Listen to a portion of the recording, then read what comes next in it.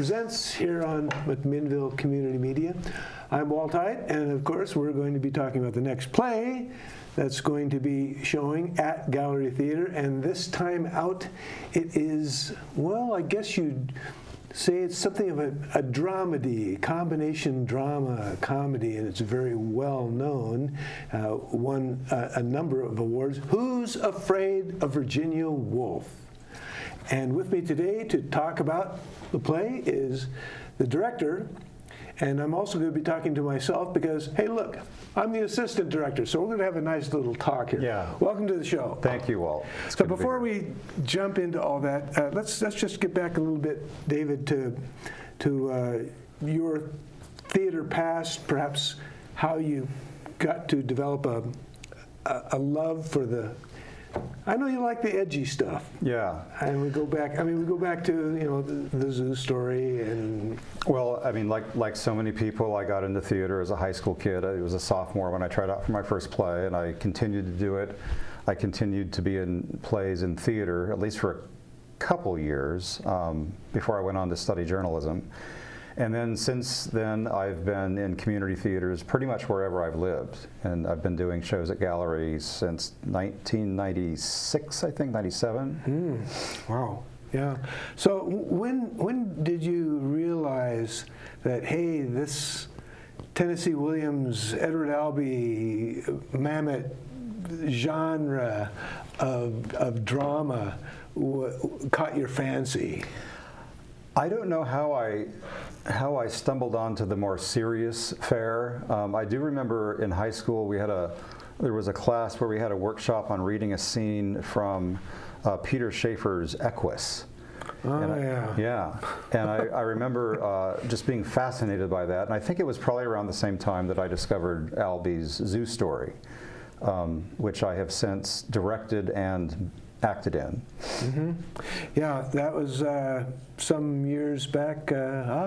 Tony Schmidt and Ken Moore, you directed. Yes. Tony, and that was, I believe, Tony's swan song with Gallery Theater. It was his swan song. After that performance, that final performance, he walked out of the theater, and I don't think he ever came back. But yeah. What a way to go out. What a way to go out, yeah.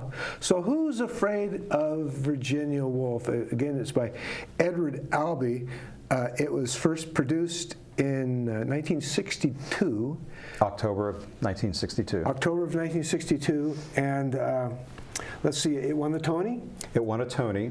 Mm-hmm. It was nominated for a Pulitzer. But it did not win the Pulitzer because the jury did not, they felt the sexual themes and content of the play were too extreme. I'm sorry, it wasn't the jury, it was the advisory board of the Pulitzer board that overruled the jury giving the award out to that play. Wow. Yeah. Wow. I know that I looked at the cast list. Arthur Hill played George the first time out. Also, I found it interesting that the role of Honey, which we'll touch on a little bit later, was played by a young Melinda Dillon, who ended up being the mom on the movie A Christmas Story with the Red Ryder BB gun and all that. Right. So I thought that was interesting that well, she must have been very young at the time. Yes. So I thought that was kind of interesting.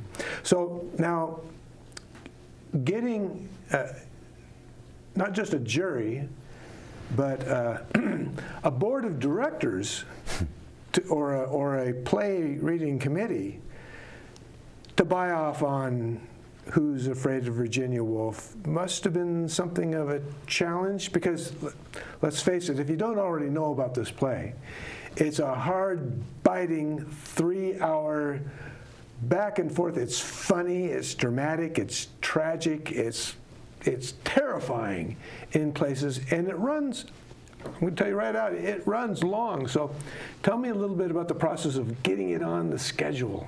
Of getting it on gallery schedule? Get it on the gallery schedule, right. Was that a big challenge? Was it a multi-year? Was it?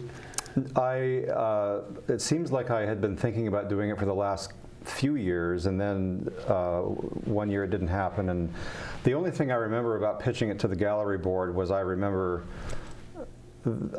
myself saying to the board that this play candidly scares the hell out of me, because it really is. I mean, in the pantheon of American theater, this is like Mount Everest, or pick your mountain in the Himalayas, whatever. It's a very difficult play to perform, to direct, and to watch, actually. But we cast it early this year, which is a departure from what gallery typically does. They typically will cast a play about 10 or 9 weeks out, and I cast this back in late February, early March. Wow. Yeah. Because I wanted the actors to have the time with the scripts before we hit the theater in August. Right. So it's on the schedule. It opens, by the way, I'll touch on this later, but it does open on October 10th and runs through October 26th, and again it ends on a Sunday matinee, as all gallery shows do now. So now this production. First of all, let's touch on who's in this show. There are 4 characters: George, Martha, Nick, and Honey. George and Martha are the middle-aged married couple, and they have guests over, Nick and Honey. So let's start with George and Martha. Well, George and Martha. Martha is the daughter of the New England College, where George is a history professor. And as Martha points out frequently, he is not the head of the history department. He is just a professor. So there's the tension there about whether or not he got far enough along in his life to make something of himself. Their guests are Nick and Honey, and Nick is a biology professor, and he's new to the college, and he brings with him his wife, Honey. They've just come from a party. They've been at a faculty mixer type of thing, presumably at the beginning of the year. It takes place in the fall.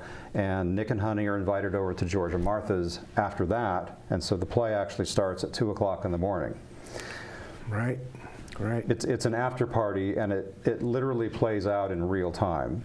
There's no intermission card that says the following day. I mean, it's all. So the cast now in the show, we have George, who is being played by Lance Nutman, who is very familiar to anyone who sees gallery plays, and Holly Spencer, also a longtime gallery performer. She is playing Martha.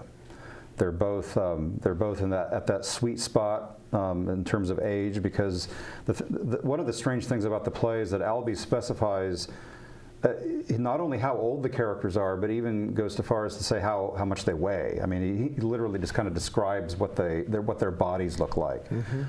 So Holly and Lance are really just, they're right there where they need to be as actors to play those roles.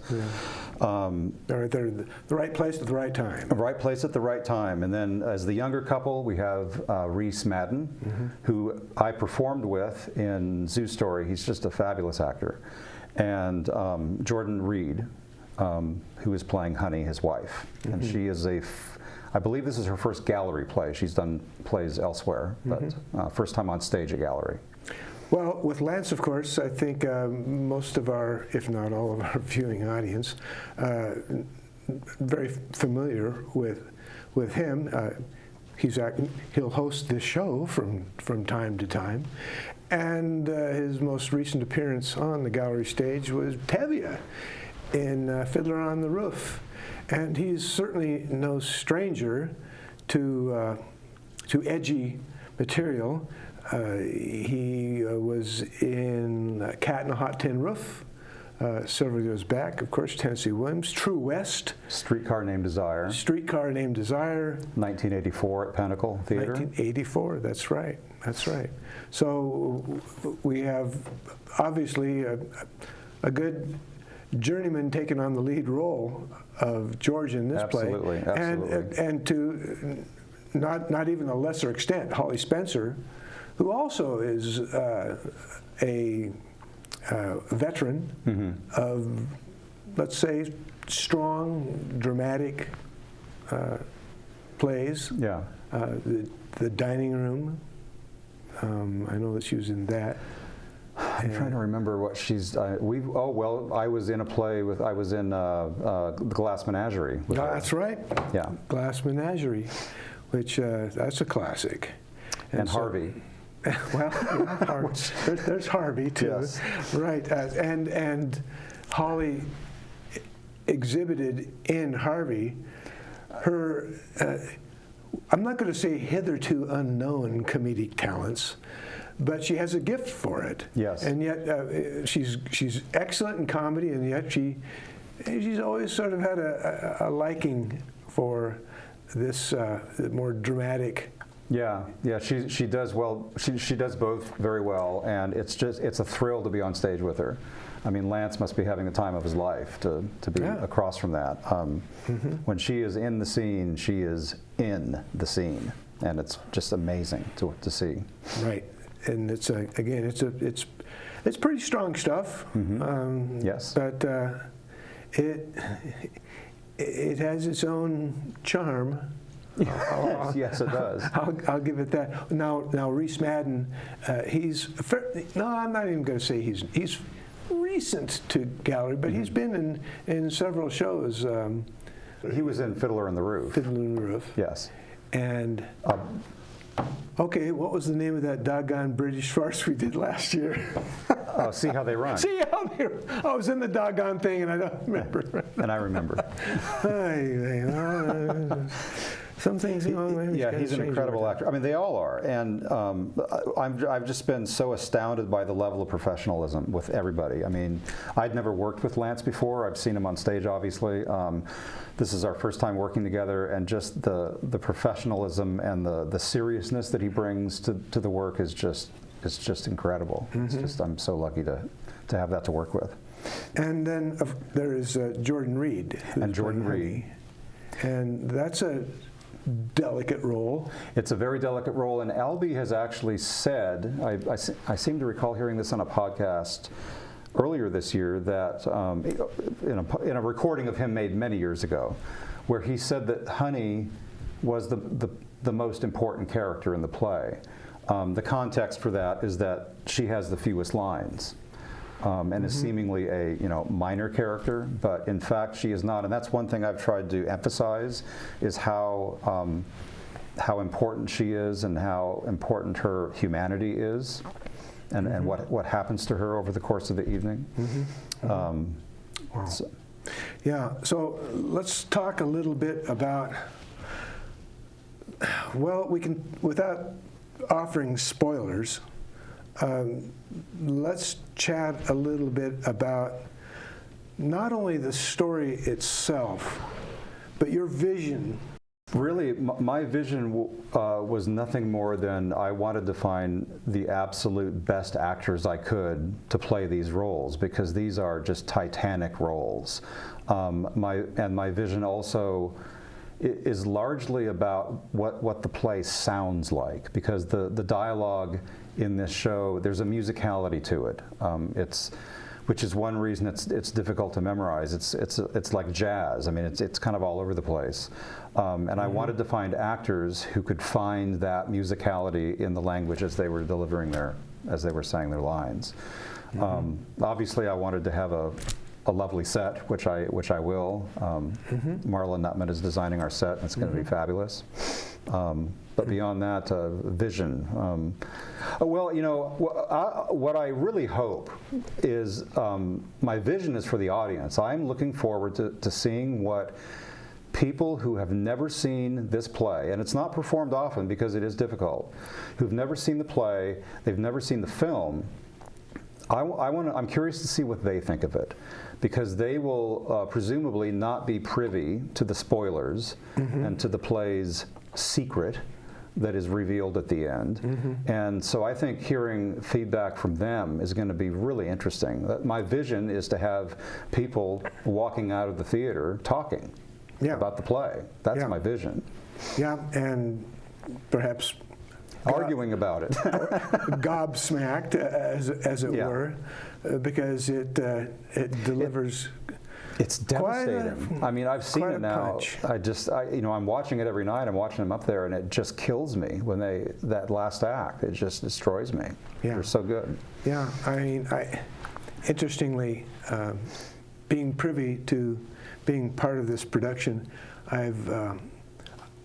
I've seen productions of this. We've seen productions of Yes. this. I've seen the movie.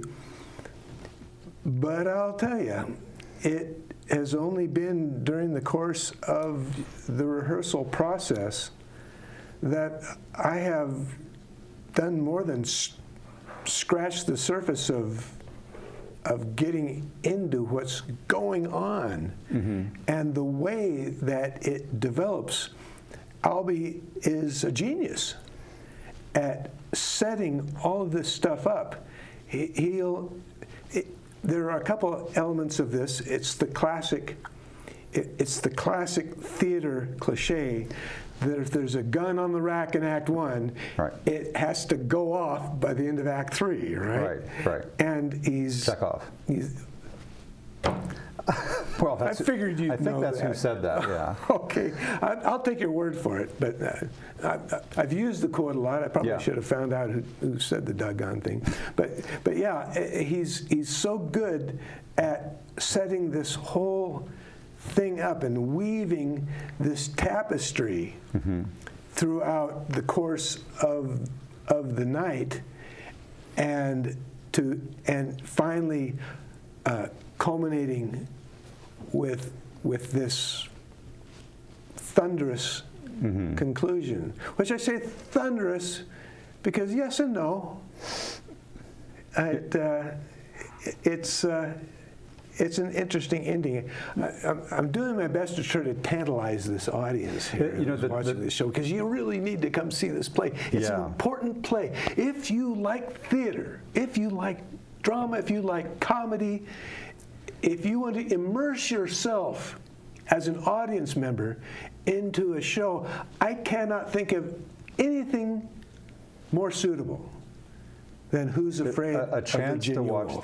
these actors play those roles. These are iconic roles. I mean, these characters, particularly George and Martha. I mean, these are characters who have been caricatured in, like, The Simpsons. I mean, these are bucket list roles, and to see these actors playing these roles in this community, this is a once in a lifetime thing. I mean, get your ticket. Yeah. Again, it reminds me. Again, I like to remind the audience that October 10th is opening night, and this play runs through October 26th. You can call Gallery Theater 503-472-2227 to get your tickets, or you can go to gallerytheater.org and order your tickets online. Now, before we get too much further, I'd like to talk a little bit about some of the others involved in this production who are behind the scenes, who are helping to make this whole thing happen. And again, we talked about, we mentioned Marla Nutman, who is designing the set. And then we have a set builder, Blake Bestall, who actually is building, who is actually modifying the previous set, which was in the Curious Savage? Curious Savage, yes. Jason Alexander is doing our lights. Sean Keller has designed our sound. He and I have been talking about that for quite a while now. Of course, you are on my team as, you were my first assistant director. And then another person, Beck Hassel, who is in the Curious Savage. She's my other assistant, and she was looking for someone. She would like to direct, and she is going to direct, and she was looking for a director to shadow during a production. And when I saw her put the word out, I was like, hey, come aboard. Yeah. And she's just been so helpful with this play. I mean, I can't say how much she's done. I mean, she's not just sitting there watching me. She is she is an active player in the production of this play. Well, you have assigned her some roles, and she's been carrying those out marvelously over the course of the and not just like process. Busy work tasks. I mean, I'm talking about the creative aspect of it, the working art with of it. people, working with actors. Yes. Yeah. And then costumes. Costumes is Kathy Willoughby. And I have now finally seen all of the costumes on my actors, and they all look fantastic. that's something that she takes very seriously. You know, it's not just a matter of her going up to the costume room to find something that fits. I mean, she really does give a lot of thought to what the clothing, the costumes say about each of the people that are wearing them. Now we have a stage manager. We have Karen Root as our stage manager. She's one of the best in the biz. Of course. Yes. And then we'll have some people up on the catwalk who are monitoring the... Carolyn Aker will be doing sound and lights. I think that's pretty much we touched upon all of them. Yeah. So it's a good crew. It's a good crew. It's a good team. It's a solid team. And I think this is going to be a stunner of a production. I love shows that just leave you drained in a good way, and I really hope that's what this show will do. Yeah. Well, I think Gallery Theater does a pretty good job of mixing it up. They'll have musicals, good musicals, solid musicals, musicals that aren't that well known. Like recently they did Xanadu, and it wasn't that well known, but then Fiddler on the Roof, and next year, I think it's okay to say what's on next year's schedule now. I think that's public information. Yes, it is. Yes, it is. It's just Bye Bye Birdie and Cabaret. So, but then they also have, you know, that's one of the most wonderful things about Gallery Theater is that there's two theaters in one.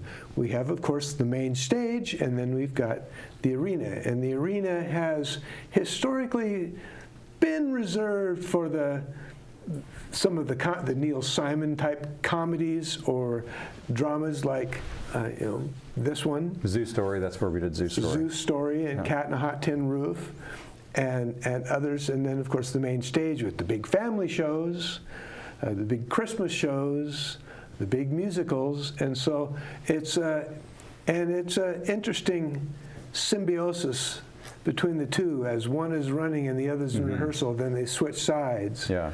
All and amongst all of the other things that are going on at Gallery Theater at the same time, with dancing. Yes. And other things going on. So Gallery does. I think they really do a good job. You mentioned dancing. Kathleen Vanderveer came in one night and spent the evening working with the actors, with 3 actors who dance. And that was also a real treat, because I've been aware of her work for a long time. I've seen her on stage. She's amazing. But I again, like with Lance, I'd never actually worked with her. And so she came in and worked with us all, and it was just great. She's great at what she does, and I'm glad we got her to do that. Gallery is blessed to have people with her kind of talent. Yes, absolutely. So, again, Gallery Theater is going to be presenting Who's Afraid of Virginia Woolf by Edward Albee, beginning on October 10th and running through October 26th. This promises to be a theater-going experience, the likes of which you have seldom gone through. And of course, I heartily recommend it. I can tell you for absolute certainty that being privy to being in on the rehearsal process, that I know you're excited, yes. I'm excited, everybody, including you. They're excited. The actors are excited. The actors are excited, but especially you there watching right now should be excited about this play. It's going to be a good one. Well, thanks for coming down. Thank you for having me. Really appreciate you coming down and sharing a little bit great to talk about the show. Yeah, it's going to be exciting. So again, Who's Afraid of Virginia Woolf? And I guess until the next play comes around, I'll see you at the theater.